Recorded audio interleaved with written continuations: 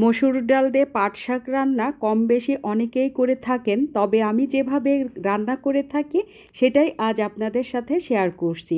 তার জন্য প্রথমেই 1 কাপ মসুর ডাল ভালো করে ধুয়ে পরিষ্কার করে নিয়েছি। এবার যে পাত্রে রান্না করব সেই পাত্রে নিয়ে নিচ্ছি। এখন এতে অ্যাড করে দিচ্ছি আমার পছন্দ অনুযায়ী কাঁচামরিচ ফালি, পেঁয়াজ কুচি, কয়েকটি রসুন কোয়া, একটা তেজপাতা 2 ভাগ করে দিয়ে নিলাম। তারপর দিয়ে নিচ্ছি স্বাদমতো লবণ, হাফ চামচ হলুদ গুঁড়া, হাফ চামচ জিরা গুঁড়া, হাফ চামচ ধনিয়া গুঁড়া এবং সাথে দিয়ে নিচ্ছি শুকনা মরিচ গুঁড়া। এবার অ্যাড করে দিচ্ছি কিছুটা পরিমাণ আস্ত জিরা। এখন 1 চা চামচ আদা বাটা দিয়ে নিলাম, সাথে দিয়ে নিচ্ছি সামান্য তেল।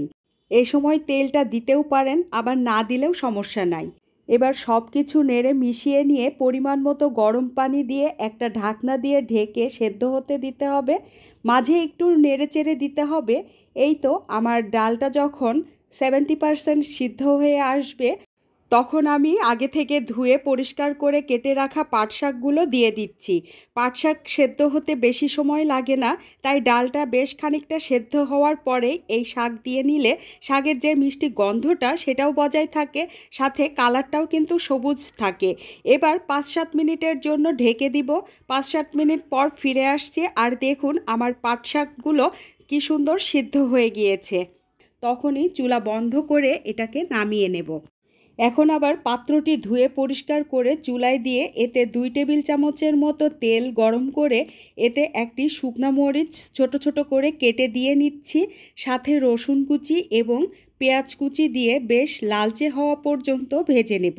হালকা লালচে হয়ে এলে এতে অ্যাড করে দেব সামান্য আস্ত জিরা।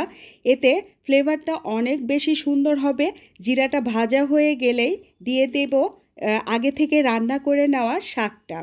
শাক দিয়ে সাথে সাথে একটা ঢাকনা দিয়ে ঢেকে চুলাটা বন্ধ করে দমে বসিয়ে রাখবো, যেন একটা স্ট্রং ফ্লেভার পাওয়া যায়। 5 মিনিট পর ঢাকনা খুলে নেড়ে ভালোভাবে সব কিছু মিশিয়ে নিলেই তৈরি হয়ে যাবে দারুণ মজার মসুর ডাল দিয়ে পাটের শাক রান্না। আশা করি আমার আজকের এই সহজ এবং মজার রেসিপিটা আপনাদের ভালো লাগবে। আর ভালো লাগলে অবশ্যই পেজটিতে লাইক এবং ফলো দিয়ে সব সময় পাশে থাকবেন। আজ এতটুকুই। ভালো থাকবেন, সুস্থ থাকবেন। বিদায় নিচ্ছি। আল্লাহ হাফেজ।